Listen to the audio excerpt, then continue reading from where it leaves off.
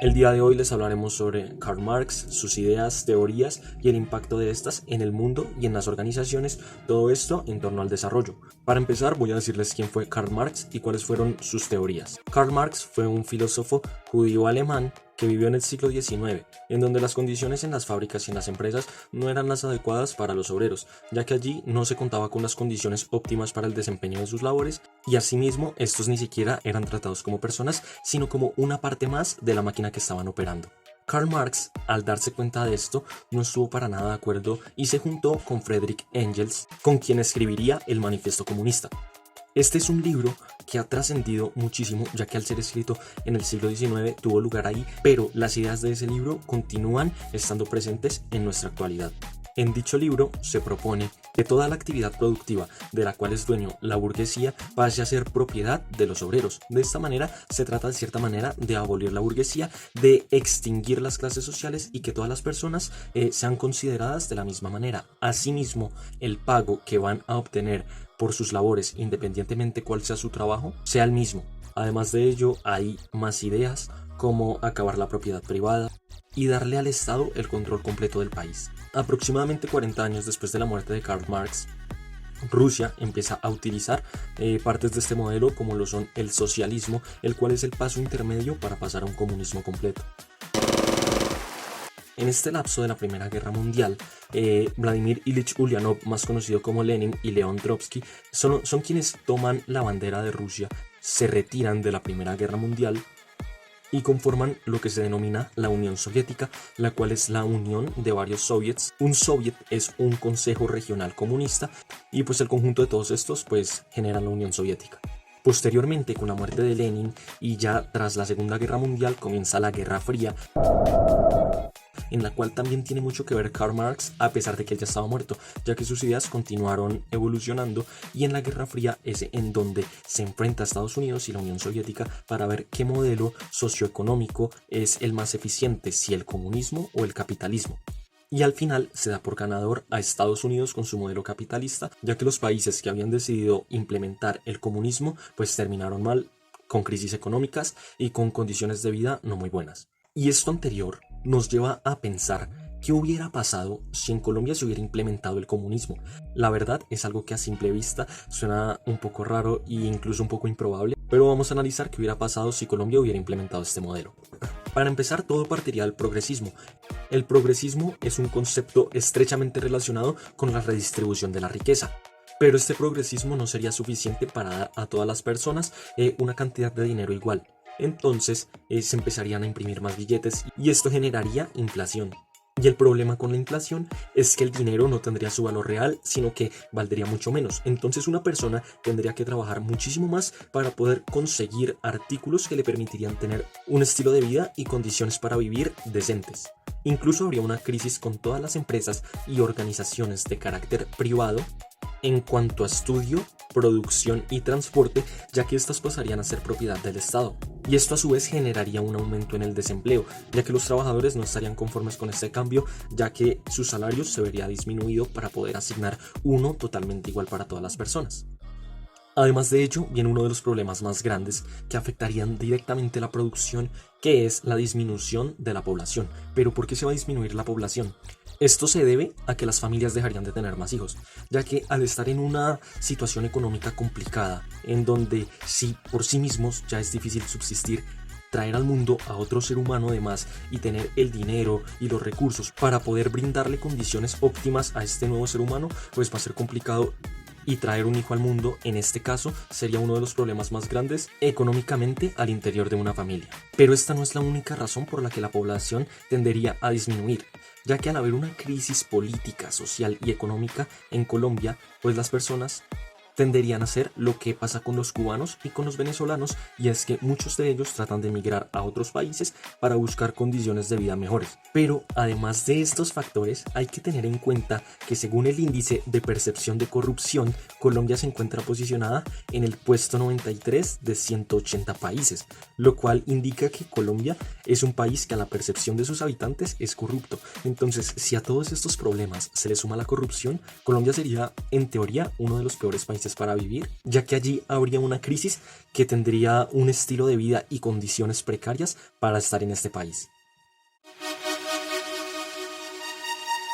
Primeramente, una de las principales características del marxismo es la igualdad social, es decir, todas las personas pertenecientes a Colombia deben estar definidas en igualdad de condiciones independientemente de su situación económica.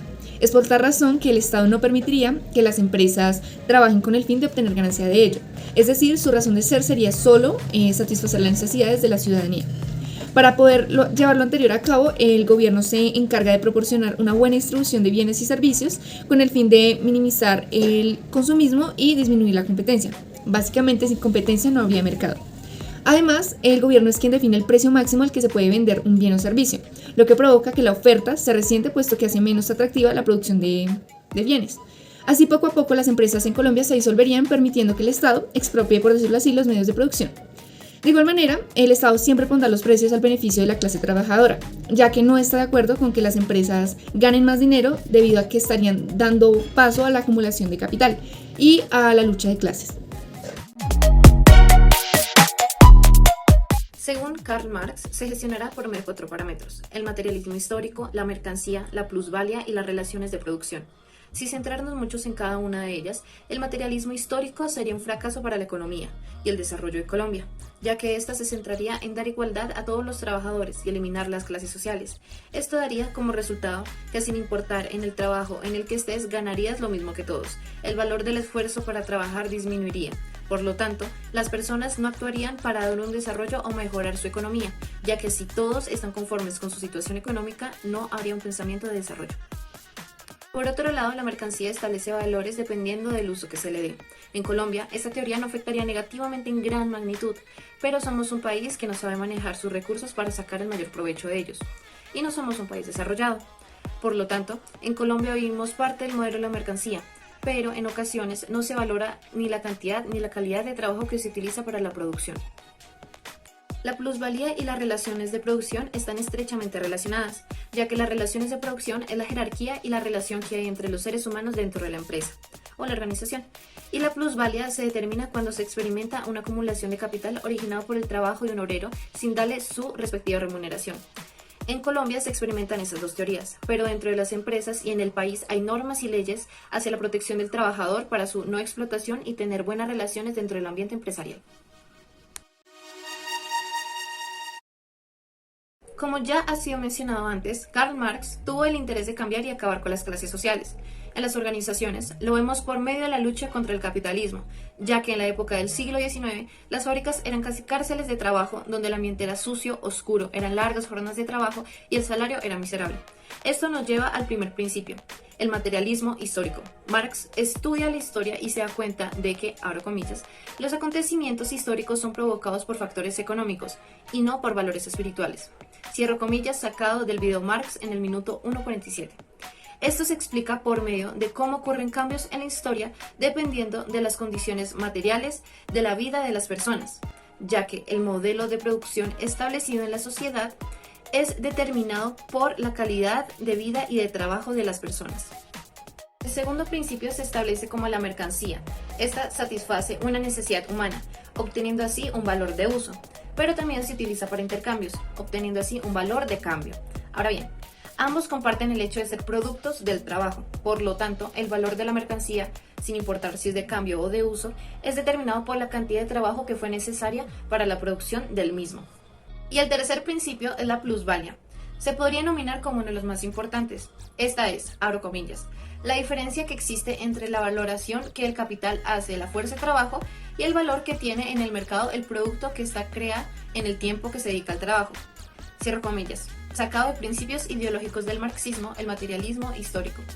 Es decir, los burgueses explotaban al obrero para obtener una riqueza, pero el salario que se le entregaba al obrero no era ni el 10% de lo que él producía para los burgueses. Uno de los principios que aplicó y defendió Karl Marx era la distinción entre el valor de uso y el valor de cambio. El valor de uso se refiere a la productividad que posee un objeto para satisfacer una necesidad. Es decir, mientras algo tenga utilidad se considerará valor de uso. El valor de cambio es la propiedad que tiene algo intercambiable por otras cosas. Para que esto sea posible debe haber un equivalente de valores. Al momento de realizar un intercambio se requiere que sea de valor para toda una sociedad.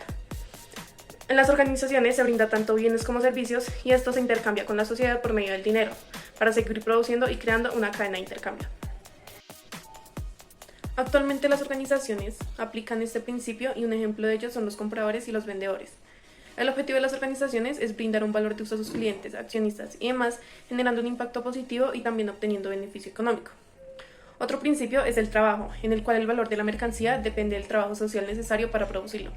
Esto quiere decir que en base al tiempo requerido de cada trabajador, se le asigna un valor a lo que se ofrece. Toda organización cuenta con unos empleados, quienes son los encargados de producir e ir creando el producto que se va a brindar al mercado. El momento en el que este sale a la competencia, el valor en el que se vende se establece según el tiempo que se gastó y también según los costos que generaron al producir dicho bien o servicio. Así pues, las organizaciones funcionan en unos principios que postula Karl Marx, donde se busca satisfacer las necesidades de las personas y también se busca poder generar ganancias de la misma teniendo en cuenta el valor, el tiempo y la productividad. Bueno, ahora yo voy a hablar sobre cuáles serían las principales prioridades de las organizaciones en el marco del desarrollo sostenible. Para primero colocarlos en contexto, el desarrollo sostenible, también conocido como ODS, son objetivos que la ONU consolidó en el 2015 para hacer un llamado a nivel mundial para comenzar a acabar con la pobreza y también para comenzar a conservar el medio ambiente, para que en el 2030 las personas puedan vivir en paz y en prosperidad. Las ODS están diseñadas para acabar con la pobreza, el hambre, el SIDA y la discriminación entre mujeres y niños. Para poder lograr esto se necesita la creatividad, la tecnología y el conocimiento de la sociedad. Bueno, ahora para hablar sobre el desarrollo sostenible en Colombia, la empresa CIDET y su página web, la empresa CIDET, que es el Centro de Investigación y Desarrollo Tecnológico del Sector Eléctrico, nos provee información muy importante. Entre esa es que 141 empresas entre el 2018 y 2019 comenzaron a dar su reporte de cómo están implementando las ODS en sus organizaciones. Entre estas organizaciones están algunos bancos, algunas empresas de generación, distribución de energía, cajas de compensación, almacenes de cadena, telecomunicaciones e hidrocarburos. Y para seguir hablando de esto, hoy en día hay más organizaciones públicas que están participando en el cumplimiento de las ODS en el país. Por esto se generó que en el 2021 se comenzara a fomentar que las organizaciones privadas hicieran parte de este cambio. Y a pesar de esto, las organizaciones tanto públicas y privadas que están participando en las ODS a nivel Colombia están priorizándose en el sector económico, social y ambiental. Bueno, si hablamos sobre el sector social, las empresas están tomando estrategias basándose en los derechos humanos para combatir la corrupción y la discriminación. También están implementando programas de inversión social voluntaria. Bueno, estos programas están enfocados hacia la educación de calidad, salud y bienestar, la participación ciudadana y el fin de la pobreza. Cabe recalcar que estos programas están principalmente enfocados en niños, niñas y jóvenes. Y si hablamos de cifras, el 52% de las empresas reporta tener implementado políticas antidiscriminación e inclusión social. El 87% reporta tener sistemas de cuidado de la salud y seguridad de sus empleados y el 39% reportó tener políticas de equilibrio vida-trabajo. Listo, y ahora si hablamos sobre el sector ambiental, el 20% de las empresas reporta tener implementados protocolos para el reciclaje de insumos, el 42% hace gestión de residuos y el 29% cuenta con esquemas para monitorear el consumo tanto de agua como de energía. Y para hablar sobre el sector económico, hoy en día las organizaciones están abordando modelos de negocios innovadores y propuestas ganadoras en el mercado para poder combatir la pobreza y también para comenzar a ser parte del cumplimiento de las ODS. Y también para generar industrias sostenibles a nivel Colombia.